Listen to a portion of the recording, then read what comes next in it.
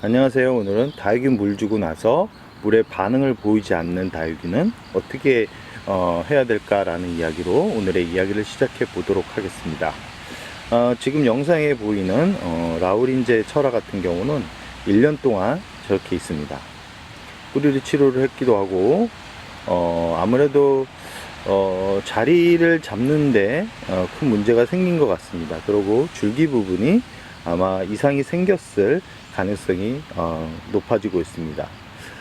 다육이는 가장 중요한 게 뭐냐면 물을 주고 나서 이 다육이가 물에 반응을 하는지를 빠르게 확인을 하는 겁니다.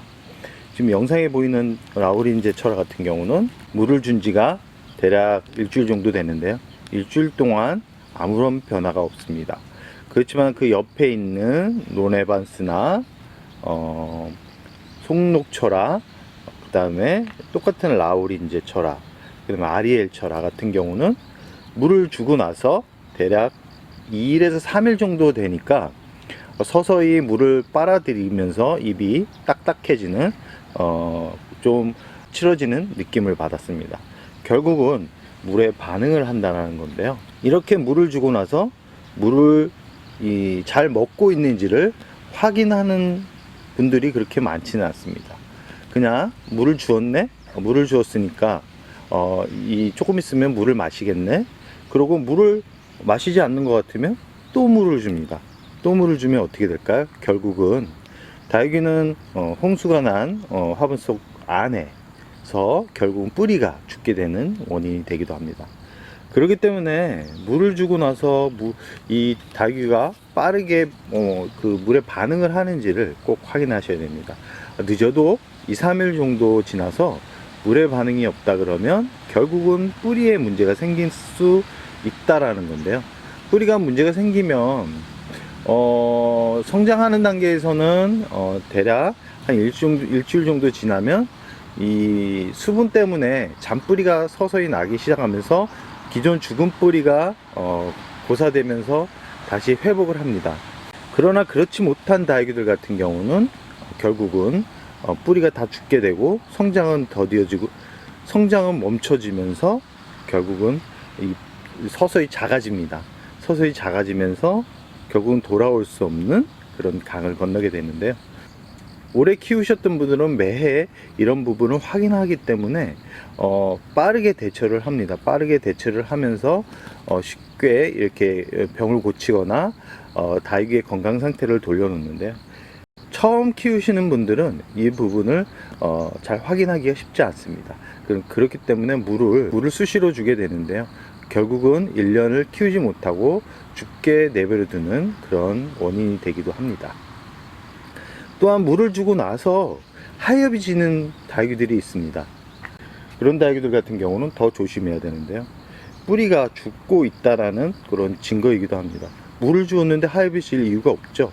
특히 하엽이 어디서 지냐면 가운데 부분서부터 그 옆 중간 사이사이에서 하엽이 지기 시작한다 그러면 그런 다육이들은 바로 꺼내서 하루 이틀 말린 다음에 뿌리를 다 자르고 나서 새롭게 심어주는 게 그 다육이를 또 건강하게 키울 수 있는 비결이기도 합니다.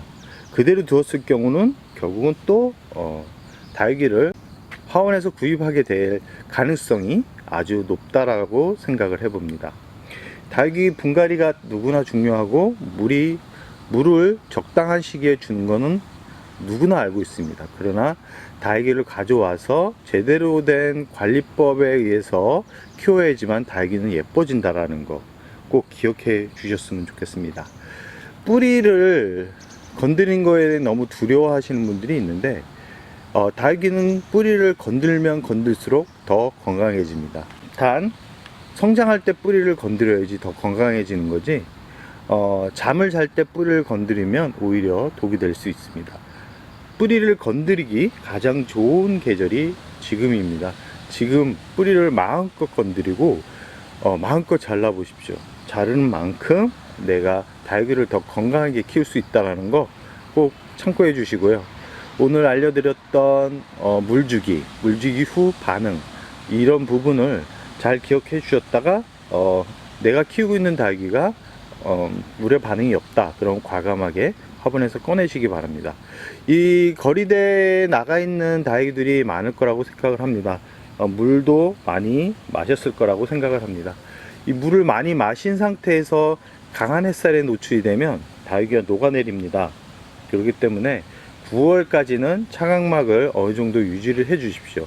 웃자라는 거 두려워할 필요 없습니다. 웃자라는 걸 두려워한다 그러면 다육이는 절대 예뻐지지 않고 절대 멋진 수영을 만들 수 없습니다. 멋진 수영을 만들려면 어느 정도의 웃자람이 있는 상태에서 굳혀야지만 멋진 수영을 만들 수 있다는 거 명심하시고요.